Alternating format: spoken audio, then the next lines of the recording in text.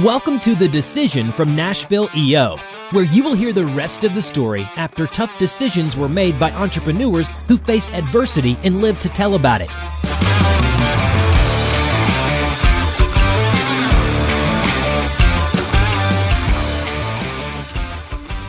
Welcome to The Decision by EO Nashville. We share our stories of wisdom gained through experience making decisions. This podcast is for entrepreneurs, by entrepreneurs. If you're not an entrepreneur and you're entrepreneurial, you're welcome here. It's all about growing.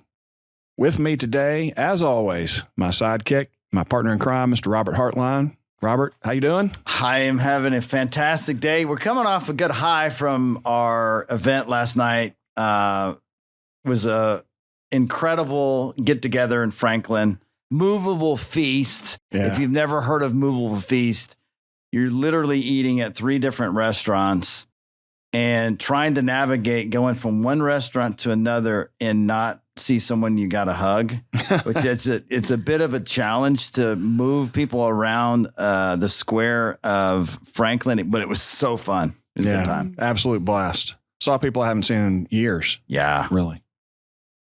We're very lucky today because we have a brand new EO member. Now, I first met Eva Angelina Romero in Catalyst. We were in a Catalyst class together when I was a member and I was auditing the Catalyst class. And so tell us a little bit about your story. How did you end up in Catalyst? How did you start your business? Where are you now? Well, it's interesting. I was a member of the Entrepreneur Center and I heard about Catalyst, and it was back in, I think, 2016. I don't remember, but it was still early on in our one of our businesses. And I just love the vibe of the Entrepreneur Center. I just felt light and lots of just energy. And I'm like, I need to be around this. So when I heard about the Catalyst program, I'm like, oh goodness, this is something I definitely need to do. It's very new to me.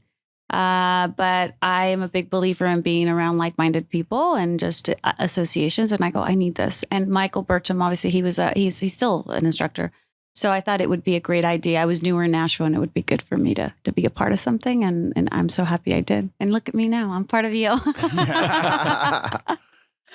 The trap got you, because that's what it is. That people kind of get wrapped up in that world. And you know what I feel now is I should have done it sooner. What took me so long? Because I had already the company, I just never applied. And I think I kept seeing an email and I'm like, goodness, Eva, it's time. And then the kind of COVID happened. And I'm like, but it was just the people, and it was just all meant to be. Because during that time, I was actually, one of my good friends, he's like, I'm part of EO. Have you heard of EO? And I'm like, yeah, I've heard of EO. Why am I not part of this amazing group?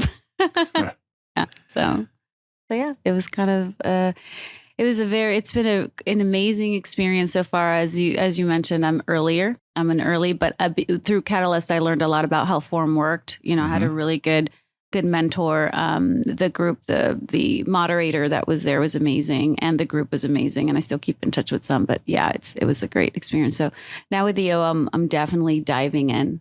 A lot more into it. And you're also new to Nashville, though, right? Newer back then. I'm about 12 years in now, 12 years in Nashville. I still consider myself newer, but call it home now, But still, when you're new to a city and you just want to connect with like-minded people. And for me, it was just that energy, just the whole being part of something amazing in a great city. And that's why I'm part of EO now. But. Now, I happen to know a little tiny bit of your early story, and I think your early story is really impactful. Do you mind sharing that for us? So, I was born and raised in Los Angeles, big city, a lot of diversity. And, I was one of 5 girls. My mom was pretty much a single mom most of her life. She was an immigrant from Mexico. She came here when she was probably 14 years old. 14, 15, didn't know the language, started working in a factory when she could, met my dad. And she was just pretty much a single mom. And we grew up in a lot of poverty, didn't really know anything other than what you grew up with, what you're around with. And at the age of around 13, my mom, 13 and a half, she married me to an older man that was, around our family. And and it happened in the States. A lot of people think, oh, it happened in Mexico. No, it happened in the city of California. And back then, they couldn't marry me legally, even with parental consent. So him and my mom and my ex-husband, which was 12 years older than me, it just found out that in the state of Nevada, you can legally marry with parental consent. So we went there, and there's a whole lot more. But I will tell you, like, looking back, it's part of my story. I'm not ashamed. I'm super, I believe in being vulnerable and sharing, and hopefully it can enlighten and help somebody, but that was very, very difficult for a teenager, especially coming from a big city, being married off and having that type of life and not knowing any better. So for 12 years, I was in a relationship with an older man, and obviously my mom making decisions, these two individuals making decisions for me. And I didn't really have a voice. So I didn't have a voice. I had a lot of trauma. And I think my mom thought that marrying me was going to get me to a better place for some reason. In her mind, she was super traditional, super Catholic, and thought that this was the best way. She really needed me to get married. And I see that now, but still, at the age of 27,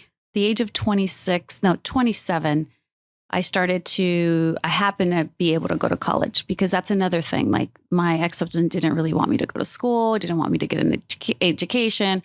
At this time, I got pregnant when I was 16, was a teen mom. I had to figure out a way to get out. I knew in my heart that this was not the life that I was meant to live. Something told me, Eva, you're meant for more than this, right? But I didn't know. I didn't know what you don't know, right? So I grew up, I was in this relationship for 12 years, and around 27, when I was really, really, somebody came into my life and said, you should really consider leaving this relationship. And I thought, leaving? By then, he had become a minister. He was super religious. Divorce was not an option. So there was a lot of guilt and shame in that. And I knew it wasn't going anywhere. It was just not good. It was not healthy. But like I said, I didn't have a voice. But this person saw something in me and said, you know what, there's more to life, and it's okay. But obviously I had gone through some help. I had reached out. I had learned how to be vulnerable through this person that came to my life. It's okay to ask for help, So I asked for help, and I somehow, I obviously graduated from college, got into teaching, wanted to give back to inner city youth, because I knew what it's like. Sometimes you don't choose your circumstances when you're a kid. You just don't. They just happen. But I was in such a place of victimization. I didn't know how to deal with trauma very well. So for many years, I blamed, my mom for my circumstances, because I was still struggling. Even though as a teacher, I was still struggling. I didn't have a lot of direction.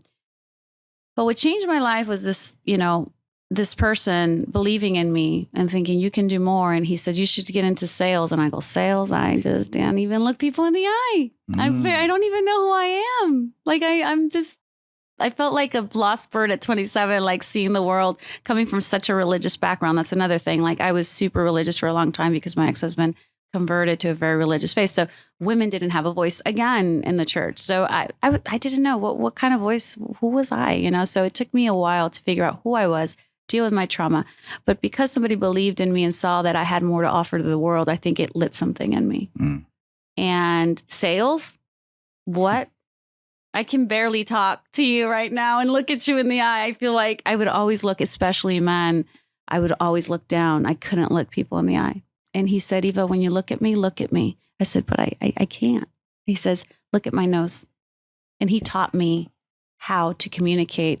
And obviously through a lot of reading and personal development, I am where I am today. But, it was through that, I tell people all the time, like, your story, never be ashamed of your story, because you don't know, you can overcome anything. Like, there's a lot of things that are super traumatic and difficult in people's lives. And, but you can overcome it. And it's very similar with business. As business owners, now when I tell my story, I feel like I'm talking about somebody else, because it's like, I'm so different now, and it's not that long ago. I'm not that old, but it was 27. I'm now older. I'm in my 40s. So I'm not going to tell you that much, but it's like, that was me. And look at me now. Right. So there's power in the people who you are around, who are around you is super important, you know? Now, when did you do that transition where you're like, okay, sales, I can do sales? Really? I can do this? Like, this is possible? Like, when did you go from like maybe selling for someone to being your own person, doing your own business?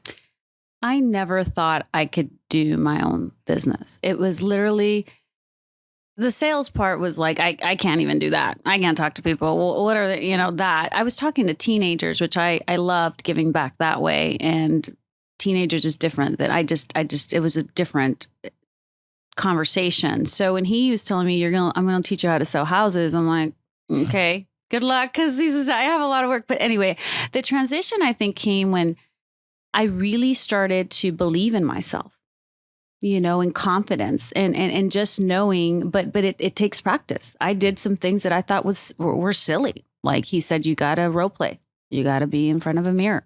You got to do some goal setting. Have you ever done that? Like he started like teaching me what he would do in business. And as I gained confidence in myself and belief in myself, then I'm like, oh, I could totally do this. I could totally I could have my own company. Maybe I should become a broker. And then I was in sales and I did what I tell people to do. Find yourself a mentor, because I found myself a mentor. I found people that I want to surround myself. And then I worked on myself. One of my favorite quotes by Jim Rohn is work harder on yourself than you do on your job. Yeah. And it's like, really, I was taught to work hard on my job. I was never taught to work hard on myself. So that was life-changing. Another quote that I have to say was like, he says like, there's a lot of stuff that comes with us since we're children, and there is that victimization, but there's no power in being a victim, right? Mm-hmm. So it's not what happens to you that matters so much. It's how you react to it. And those two things were life-changing for me, never hearing that. So I think that the more confidence I got in myself and I saw people believing in me, but it really came internally. I said, I could do more than just be a real estate agent. I could be a broker. I could have my own company. And I did. I launched my own company in LA, and then I moved here and did the same. And then I got into other businesses, and here I am. I'm an entrepreneur now. I mean, think about how many people Jim Rohn has transformed with simple speeches. Mm-hmm. And I can listen to those right now, and I've heard them maybe 50 times, and I can literally just fall in love all over again and be re-inspired, and just to expose someone to say, you need to get on YouTube, look up Jim Rohn, and you're going to, it's amazing what you can just get out of those inspirational stories that light people up. And, when you were telling that story, I was reminded when I started sales being totally clueless too. And how necessary it was to have somebody that just spent a little bit of time, and that little bit of time just went so far. And I'm sure you get to the opportunity to help other people have those conversations, and it probably feels good for you, doesn't it? It does. It does, because I know it's possible. I mean, I was college educated, but couldn't talk to people. Mm-hmm. You think about that. College is great, but it doesn't teach you certain skills. It just doesn't. I was an honor student in college. That's how I excelled. I do believe education is a big equalizer. I think it's important, but it's not life. It doesn't teach you how to do certain things. It definitely doesn't teach you financial freedom. It definitely doesn't teach you how to run your own business. I think it teaches you certain things, but like you said, somebody took the time to just believe in me and say, and now I see young people that come into my team or even our office or any type of position, and I see them and I'm like, the opportunity for you is endless, especially when they're young. I was talking to a mentor the other day, and he was talking about his experience as a father. He's in his 70s now. And the fact that he had certain kids that he didn't teach certain things. Others he did teach certain things to, and he realized there are these gaps. And I think no matter what we do as parents, there are going to be gaps there. And like your experience, mine is completely different, but I had those gaps too. There's just certain things about the world that I had no clue about. And it took me getting out into the world and having experience with people, mentors, to be exposed to other ways of thinking. And then once you hear it, it's like, oh, I've got options. Yeah, I can do whatever I want to do. The school doesn't want you to have the options. Right. They want you to be in this. You're in rows for a reason. Yeah, I know. Yeah. Don't inspire them too much now. Let's keep this subjects very basic. Stay in line. Yes. Repeat. Yeah. And I was, as a school teacher, I saw the education system and it was just like, no. And, and also, even though I became an entrepreneur and I was starting to learn business, I also, when the market crashed, I thought I knew it all. My mentor would say, Eva, save for a rainy day. It's not always going to be good, right? And I was living the life. I wanted the car. I wanted the dream. I wanted all these things. And I thought I knew it, but I didn't know anything about budgeting, about financial freedom. I didn't know. I lived in LA, everything's flash, It's like, I want the nice car just like he does. And I want this instant gratification, things like that. And I lost it. I was the first person in my family to actually own a home. And that was like it's the American dream, right? And I lost it. And I was so ashamed and so hurt because I felt like that I had made it. And that was the definition of Eva made it, and she beat all odds. And I showed my family, and I was proud. But when that happened, I learned another lesson, right? So one of the things I've learned in life is just, it's never ending. There's not a point where you reach and I reached it all, I know it all. That I thought for a while that's what it was like. Mm-hmm. Because I thought if I got a college degree, I'm going to get out of poverty. Big mistake. So I want to go back to that. Losing her house. What was that day like? Gosh, Robert, at that time I was teaching, I was doing real estate, and I was bartending. I did whatever I could to keep that house, but I had no life. I barely saw my daughter. At this point, she was a preteen. I was already divorced, single, trying to make ends meet, taking care of almost my entire family lived with me at that time. And it was hard because I defined that house as success. And I remember I sat with my mentor. I was crying. I still remember I said, he's my broker. And I said, I don't know how I'm going to do this. I need money and I can't make it. He says, Eva, I'm going to tell you something. Why are you so attached to this house? And I told him, this is it. He says, and he said, I lost it all. And look at me now. He said, I own many, many houses before this crash. He had been in the business long. He says, it's how you define things. You have to redefine and think like, if you got rid of this house right now, what would it do for you? Right? If you just let it go. And I thought, man, I would be able to spend more time with my daughter. He reframed it for me. He's like, what if you just learn from this? And next time around, you're prepared. And yes, it's going to be a big hit. How am I going to get another house? And I'm in the real estate business and I'm teaching people. This is so embarrassing, like the shame. Oh, I remember that. But you know what? I also remember the shame of not being able to afford a cup of coffee with my daughter at that point. It was terrible. It was not a win-win for me. It was all lose-lose. So it's like, what is going to happen next? So you take me back to when I first joined my forum 15 years ago. And I look around the room and I go, these guys have all got it made. They're all successful. And then we go through the experience of sharing our lifelines and go, man, they have overcome so much. And to be in that position, you have to. And as you've experienced. I love the lifeline. And I had to do mine. I was the first one in my forum to do it. And I was like, who wants to do it? I said, I'll do it. Follow that, suckers. And everybody's like, but it was such a great experience. And I will say one of the things I love about Forum is, and I felt this with Catalyst, is it is that experience share. Like sometimes you feel like you are the only one going through something. And in business, it is a lonely journey because, we know, but sometimes we're not able to share, and I know what it's like. I felt like that in the church being a minister's wife. I didn't have an outlet to talk. I didn't know, who am I going to tell this to? Like, I can't, he's the leader, I'm the pastor's wife. And then you, as you grow and you realize it's okay to make mistakes, it's just going to make you stronger and better. And in life, it's same in business. Like you're not going to grow. I don't think failures are, there is a quote on that I read the other day. They're learning, like they're life lessons, we all have them. And there's no shame in that. And he taught me, my mentor taught me that there was no shame in you losing your house. It was a terrible, learn from it. Make it a learning experience, not about the shame, because that's where you're going to grow. Obviously that taught me a lot of things. I learned how to budget, which I had to change the car I was driving. I had to change where I lived. I lived below my means. I learned that for the first time, how to live below my means, which I was like, what is that?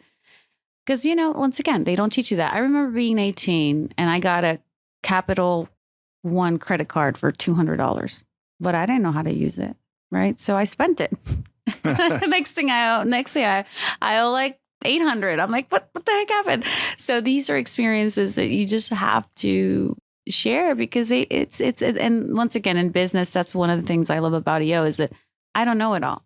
Experience shared is probably like the best, for me, just hearing from other people that are, how can we collaboratively just talk about these things and not be ashamed? Well, on that note, as a new forum member, what questions would you have for us about what you're about to go through? Because you've had one meeting or two? I've had like two, three. Our first one was kind of like, we had somebody in it, and then we also had another one recently. So we really had like our first one like yesterday, to be honest, like our first alone one. And I think what I'm impressed about is I hear all these stories about how many years EO members have been doing this, like their forums, and years. Like I've been in EO for 14 years, or my forums 14 years. I'm like, that's impressive. How do you guys keep it, I don't know, just going? And then another thing is like, I'm sure you guys have grown with your group, but being in EO for a long time, like how are you able to do that so well? I'll say the number one is to follow the rules. And I'm sure your seed moderators told you this, that those rules exist for a reason. And it's really important, especially in the beginning, to follow it to the letter of the law. Because if you do that and you go through the agenda efficiently, and you watch time, and you don't give advice, and you share experience, it will pay dividends. It really forces you to be better. It's almost like, there was a quote, I can't remember who said it, but I wrote you a really long letter, but if I'd had more time, it would have been much shorter. You would have edited yourself, right? That there's a certain weight in having to be really concise and get out the, when you're doing your 5%, which we used to call updates, you have to be very quick about it. That time goes by very fast. So follow the rules would be my number one. What I like about that's a really good one, because in order to follow the rules, you must feel uncomfortable following the rules, because when you're not following the rules and someone calls you out and you're going long-winded and it's over your time, and then you have to shorten it, Yeah. It does make you feel, and then you're just like, oh, it's a bit of a challenge to fall in line, because that's what keeps the forum strong and healthy. And I have a different outlook on length of time in a forum. If everyone in your forum is growing and you are growing, I would stick to that forum. But I have been in situations where I stopped growing, I stopped seeing growth in other people, and it made me stagnant, made me not want to be in the forum. Mm-hmm. And I think that's something that just having some awareness that, am I growing? My very first forum, we were there together for about 2 years. A member of the forum told us in a meeting that he was getting out. And I really liked him in the forum because he had a bigger business than me, and I had a lot of employee challenges, and I liked him in there because everyone else had like a small office, and they didn't have the same drama that I had with employees. And I just didn't resonate because they didn't have the same HR issues, really. Mm-hmm. And he said he was leaving, and I said, let's take this opportunity and ask ourselves this question. If we stay together in a year, would we have grown? Or if we were to break up today and go into another forum, would we have grown more? And we all agreed that we would have grown more if we split up. And that's what we did. And I'm not saying that's right or wrong, other than we get to create the experience in the forum. And if I think most people are not seeking to get into EO to be very comfortable and keeping things status quo. Mm-hmm. Yeah, you can do that without EO. There was an episode we recorded in the first season. It's Mose Ramey, who is a forum mate of mine. And we talked about our forum at length. I would recommend anybody go watch that. I thought about leaving forum. And so we had an in-depth conversation about that, about what the problem was. Other people began to speak up, and it really enabled us to make this quantum leap forward and really change some things about how we conducted our forum meetings. Now, 5 of us have been together for 15 years, which is very abnormal. Yeah. But and we're in that space where we can play around with the agenda a little bit and do things a little bit differently. But that having that open and honest conversation, as Robert described, everybody in that room is responsible for their own experience. By speaking up, if somebody else is making your experience miserable, they're not following the rules that everybody's agreed to.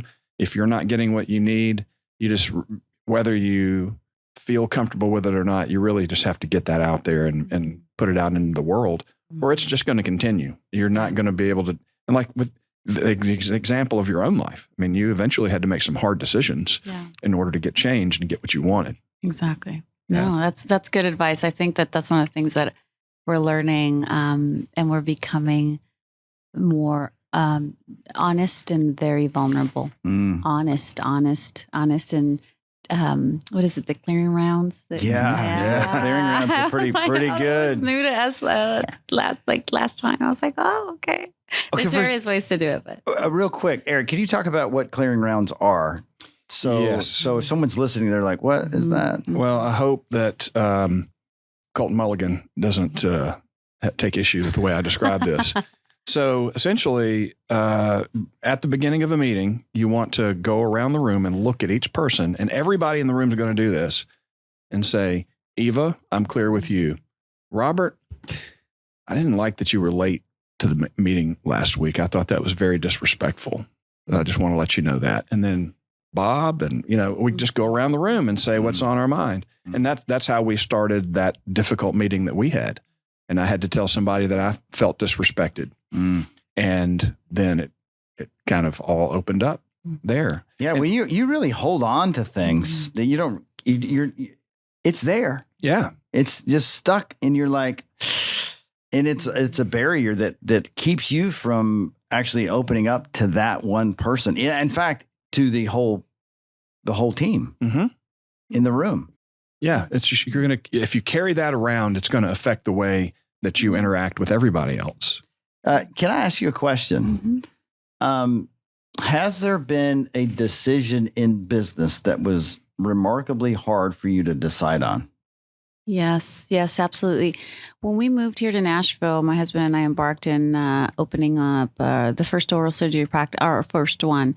And within like 2 years, we were ready to expand. We felt we were ready to grow. And another thing is, it's come up a couple of times, but where we're like, we're going to open another location, we're going to grow, we're going to scale, by opening another location. But yes, it was very hard. And interestingly enough, I was actually around Catalyst when I had the first time that this happened. And I wish I would have continued, because I probably wouldn't have opened the office, and we ended up opening it off very briefly, but it wasn't time. We ended up just closing down after a couple of months. We're like, we're not ready to grow. So these are tough decisions. And I think if I would have continued, I would have thought maybe it's something that I could have presented on. And we were like, guys, what do you think? And just kind of, just have that EO forum experience where I could have.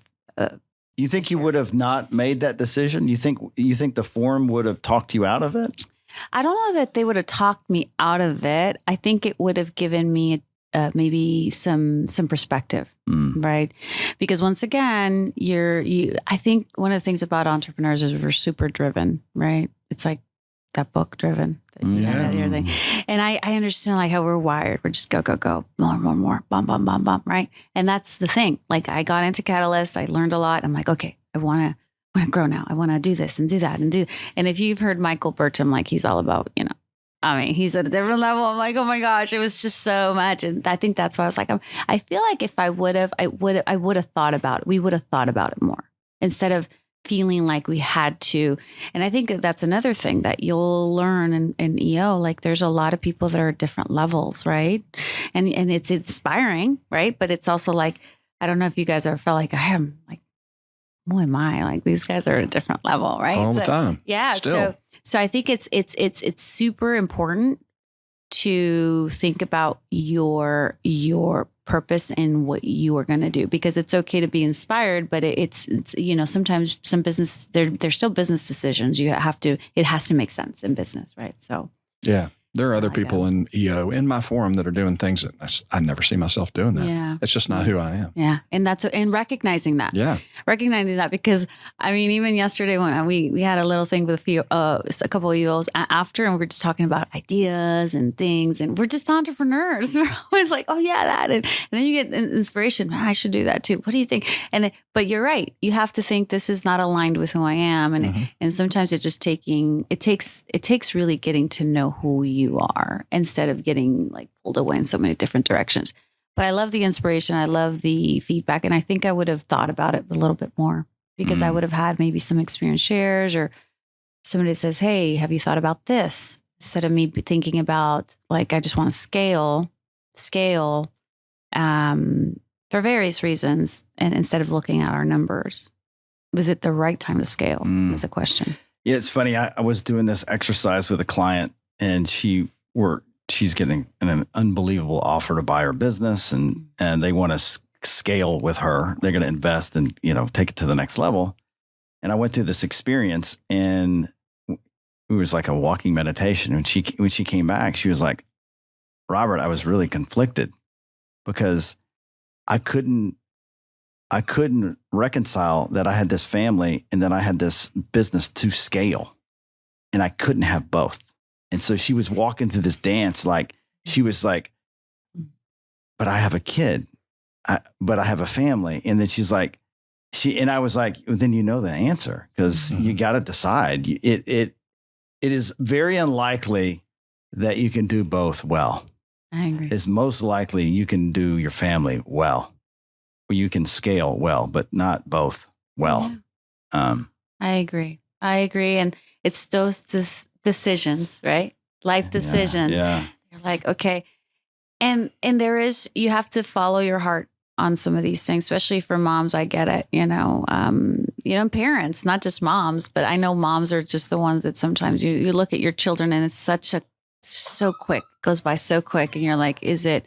But yeah, you get this amazing offer, and scaling, a lot of people talk about, let's scale, let's go to the next step. But what if, is that going to really give you the life you want? What is that going to do for you? And that's, I think, because I know people that are happy doing, having their small businesses. They don't think about scaling. They're just evolving in other ways, because change has changed with so much going on in the world with AI and technology. You have to evolve somehow, but that doesn't mean you necessarily want to scale. So it's just, Awesome. Well, I just want to say thank you so much for, number one, joining the family of EO and joining us here for The Decision. Listen, folks, if you're here in Nashville and you are an entrepreneur and you are just a little bit curious about what we do here in the largest chapter in the United States with 345 entrepreneurs, you can visit us at eonashville.com. We'd love to have you introduced to our wonderful entrepreneurial family. Thanks for watching, and have a fantastic rest of your week. Thanks for listening to the Decision Podcast by Nashville EO. We'll see you again next time, and be sure to click subscribe to get future episodes.